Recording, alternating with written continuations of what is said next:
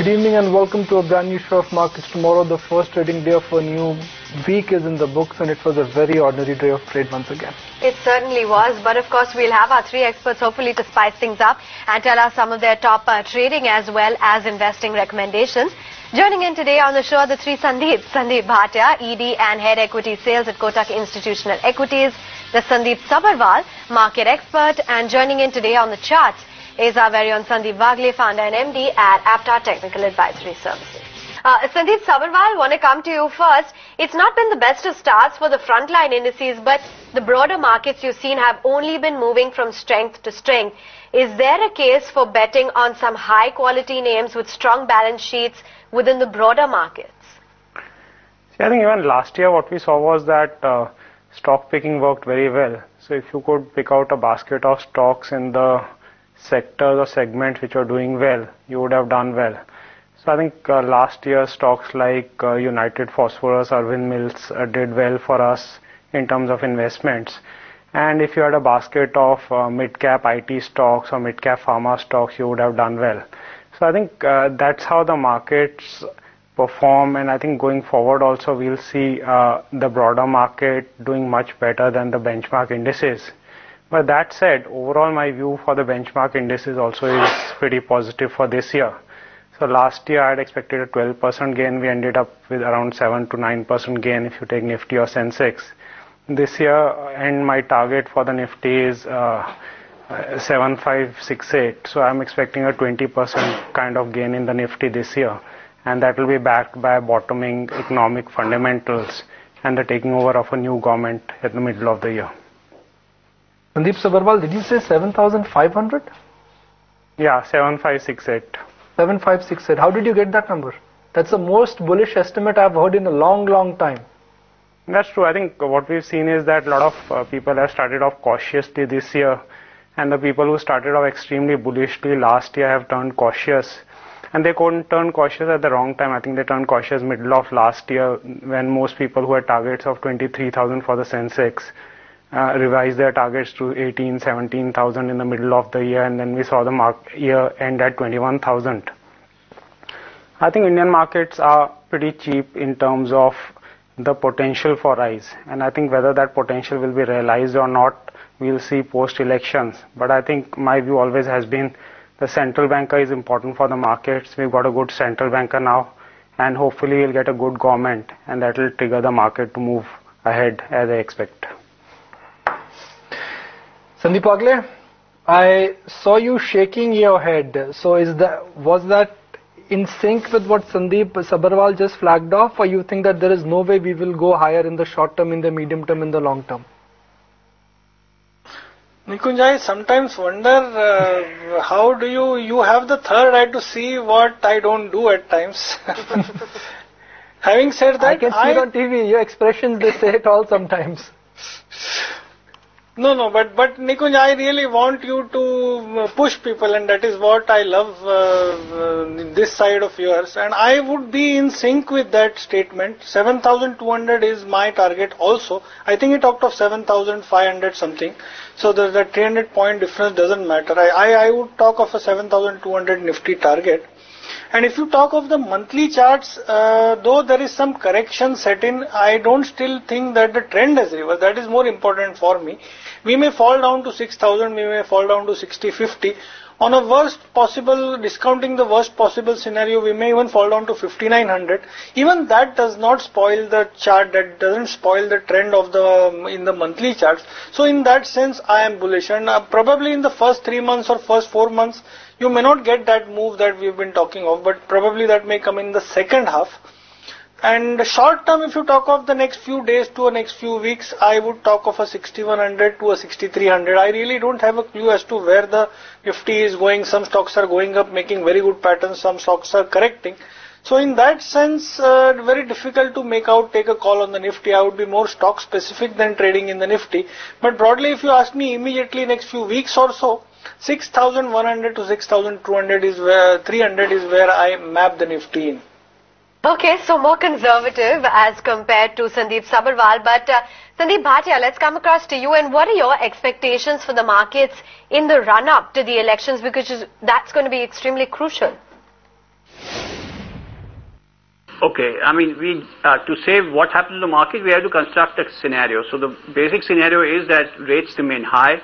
If we see an improvement in inflation, or rather I would say falling of inflation, then clearly there is some kind of a interest rate trade happening. So we could look at some of the auto names which will benefit from falling interest rates on hopes of stronger auto volume sales this year. Or we could see some kind of a hope happening through NBFCs if the rates come off. But if we don't see that, and our base view is that we don't see a big decline in interest rates, then the market essentially on the headline front focuses on large quality names, as you mentioned, whether it's tech or some of the good pharma export plays that the market is focused on. But I think most of the money will be made outside these big names, and it will be in the second-tier names. So I think the market remains range-bound, but there are clearly interesting moves happening below the market. Okay, gentlemen, stay on with us. We'll slip into a quick break right here on Markets Tomorrow. But as we do that, here are Akash Prakash, MD at Amansa Capital, who spells his outlook for the markets in 2014 and tells you the top names that you should bet on. If you look at our IT stocks, I mean, we own, all of them are trading at 12, 13 times, so they're not expensive. So, it's something where we're not playing it from a defensive trade point of view. We've had a view for some time the rupee will be in this range of 62 to 65. The market till very recently was not willing to pay the IT companies on even 60 rupees. They were thinking, no, rupee will go back to 50, which I think is never going to happen. So the stocks were a lot cheaper than in our mind than what the market thought. So at 12, 13 times, I would pay that all day, because we think they'll grow at 12, 15%. ROEs are 30% plus. Return on invested capital is 60, 70%. Free cash flow generative. Good management teams. So that's on the IT side. On pharma, we own two stocks, Lupin and Cadila. Lupin, we think, is just an outstanding business, great execution, has a real chance to build a really world-class generic business, can become the next Mylan or something like that. Cadila is a case of execution. 3 very difficult years, have not executed at all. We think that they're now coming into an environment where the worst of all the investments they've made, which are generating zero return today, will now start kicking in. So Cadila is the execution story. We have to see. We hope we're right. Are you still happy to own Tech Mahindra? It's at Yes. 1800. Yeah, we still own it. It's still trading at 12, 13 times. We think they are executing well. I think they have some significant growth traction ahead. I think the worst of the BT issues are now more or less behind them. They took a big hit on the pound weakness over the last 3 to 4 years. Pound has strengthened. That's a big tailwind for them. And I think the Mahindra Group has shown that they are able to build good businesses and scale them. So I think this has still got legs. So for an average viewer who wants to benefit from your wisdom, the message is that IT is still looking cheap. I mean, specific IT. We don't own, TCS and Info. TCS, because these are a great company. I mean, we know TCS, we owned it a lot in the past. It was our biggest holding in the financial crisis of 08, 09, when it was trading at 9, 10 times. I think it's an outstanding business. Just now it's expensive, 17, 18 times, and, it's pretty much reflecting, people's expectation. I think the mid-cap stuff trading at 12, 13 times, or even TechM, which is trading at that similar level, is just got, more scope for I would say P multiple expansion. Let's highlight some of the factors that will be very crucial. First up, is the Nifty going to bounce back? It's been 4 straight days of a decline today. 6200 was a tall order.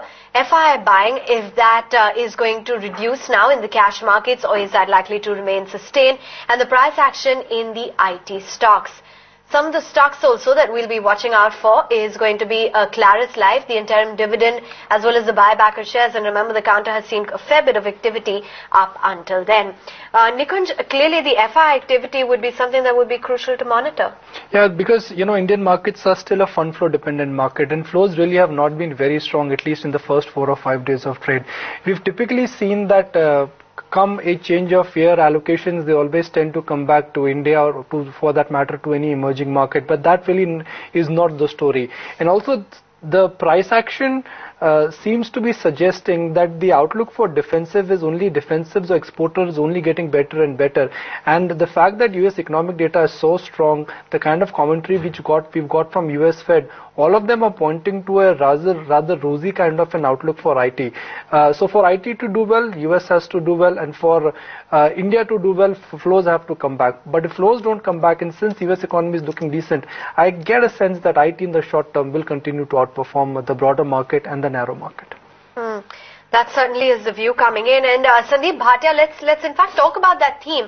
IT is where the expectations are high, the performance is visible, and most of the large cap IT stocks did come out with strong earnings in Q2. Do you think that this time around, courtesy the currency volatility, there could be a little bit of a disappointment when it comes to the numbers?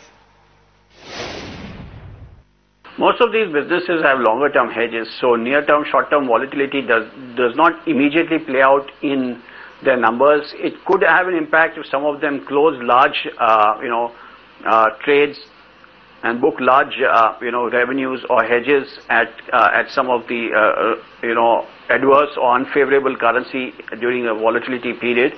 But I don't think that's something which is going to impact the headline names which are going to report.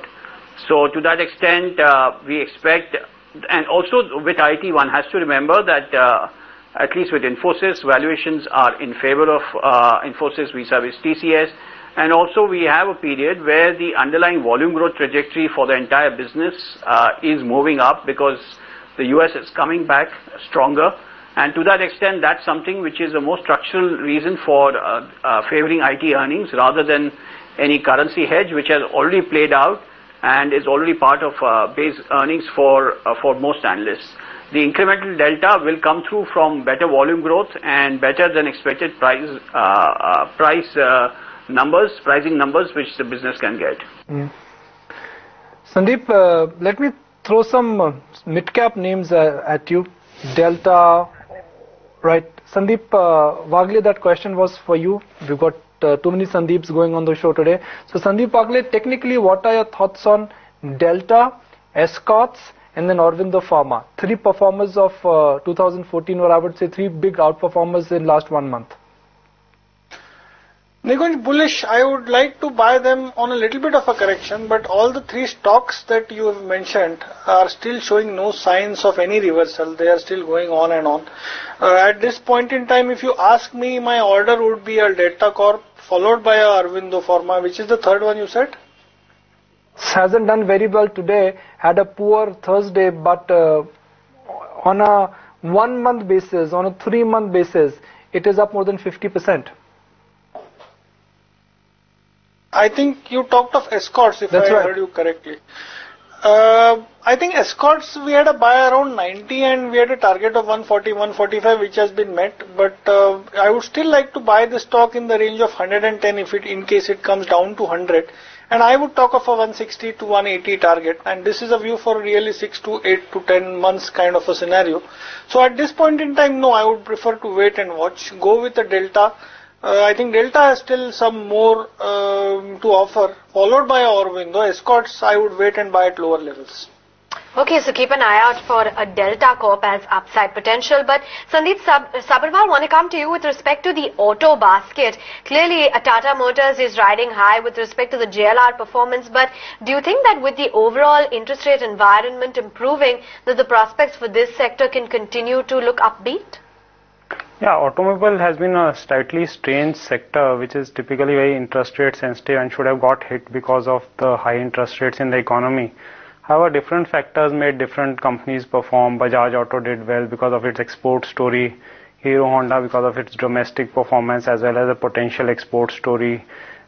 Then Tata Motors did well due to overseas operations. M&M did well due to its tractors.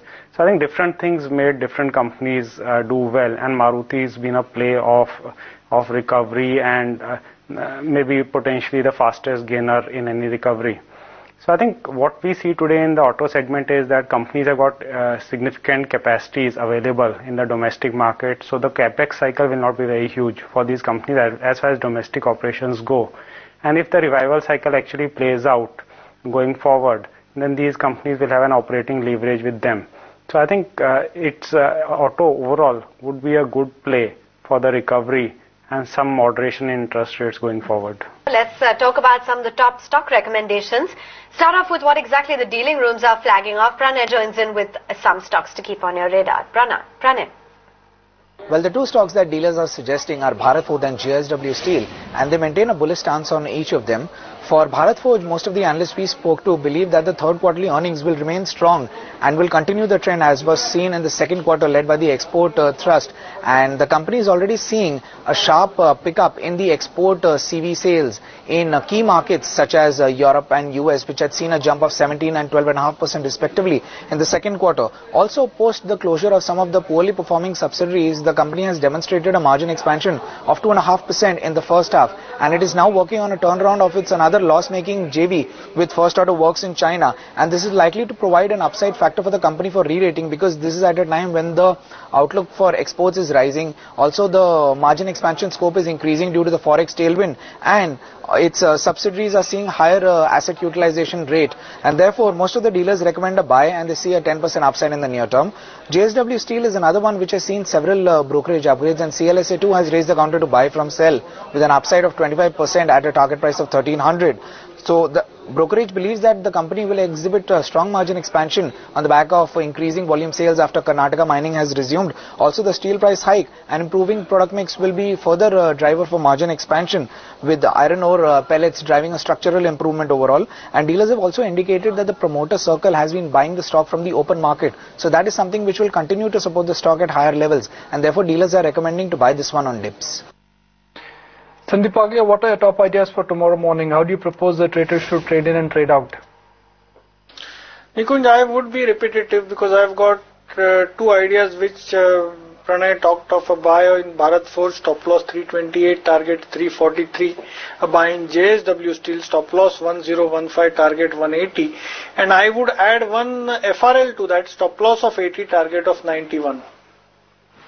Sandeep Sabharwal, highlight for us what would be the top sectors which would give you comfort in terms of an investment theme.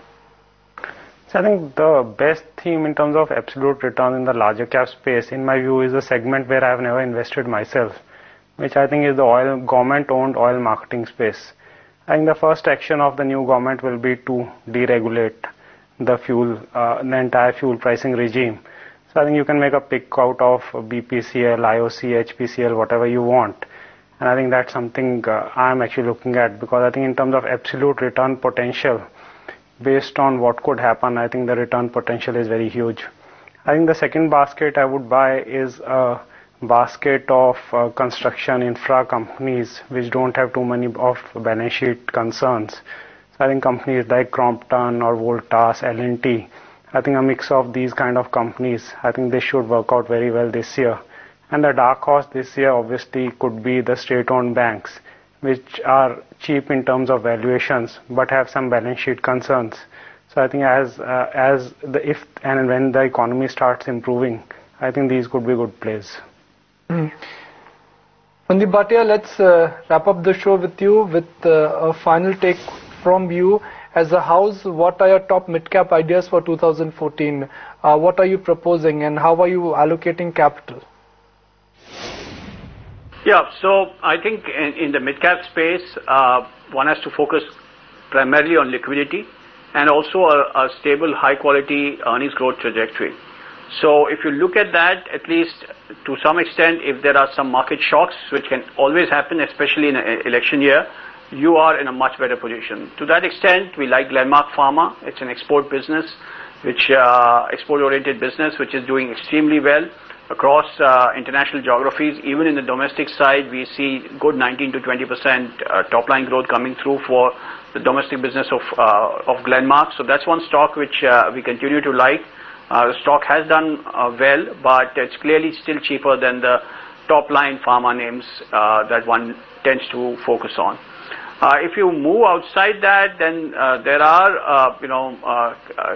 a couple of names. One could look at Carborundum Universal, which is again in a space which will see an uptick if the economy revives.